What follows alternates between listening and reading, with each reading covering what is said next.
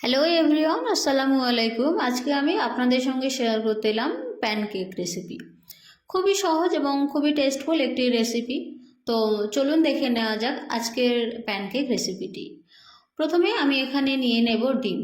আমি এখানে একটা ডিম নিয়ে নিয়েছি। এখন নিয়ে নিচ্ছি দুধ। আমি এখানে 250 গ্রাম দুধ নিয়ে নিয়েছি।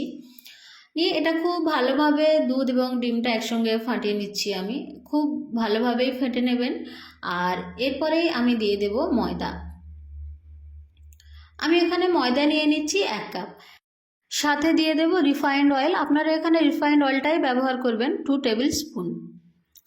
আর এখন দিয়ে দেব আমি চিনি। আমি 1 টেবিল স্পুন চিনি দিচ্ছি। আর দেব স্বাদ মতো লবণ। আপনারা চিনি আর লবণটা নিজেদের স্বাদ মতোই দেবেন। বেকিং পাউডার দিয়ে দিচ্ছি 1 টিস্পুন। সবগুলো উপকরণ একসঙ্গে দিয়ে আমি খুব ভালোভাবে এটা মেখে নেব। আপনারা ভালোভাবে মেখে নেওয়ার চেষ্টা করবেন এবং ঢিলাগুলো যেন না থাকে সেদিকেও খেয়াল রাখবেন। তো আমি এইভাবেই ফাটিয়ে নিচ্ছি, দেখা পাচ্ছেন। নিয়ে আমি একটু এরকম চেক করে নিলাম থিকনেসটা, যেন খুব বেশি মোটা এবং খুব বেশি পাতলা না হয়। আপনারা দেখা পাচ্ছেন, আমি এভাবে দেখিয়ে দিচ্ছি বারবার থিকনেসটা কেমন থাকবে।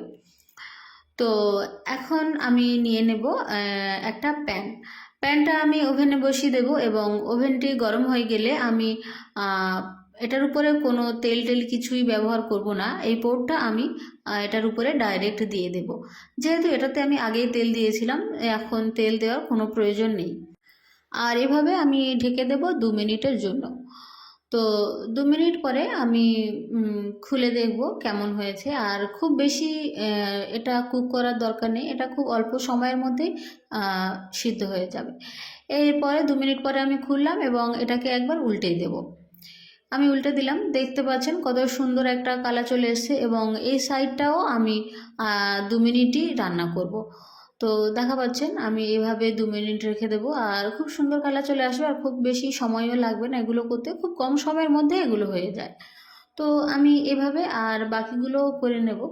তো এখন আমি প্যান থেকে এটা তুলে নেব, দেখা পাচ্ছেন।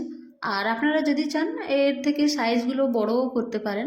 আমি এই সাইজেই করেছি আর প্যানকেকগুলো এই সাইজে দেখতেও ভালো লাগে।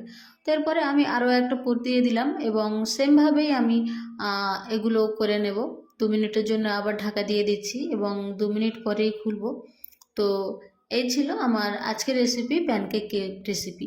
অনেকে তো অনেক রকমভাবে বানান, আমি এইভাবে বানিয়েছি এবং খেতে হয়েছিল খুবই ভালো। ভালোই টেস্ট এসেছিলো। 100% বিশ্বাস করে আপনারা এটা করতে পারেন।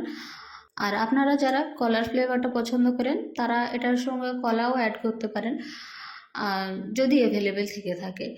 আমি এখানে সেরকম প্রয়োজন মনে করিনি, তাই আমি এখানে অ্যাড করিনি। তো এই ছিল আমার আজকের রেসিপি। কেমন লাগলো রেসিপিটি অবশ্যই কমেন্ট করবেন এবং রেসিপিটি অবশ্যই করে ট্রাই করে দেখবেন।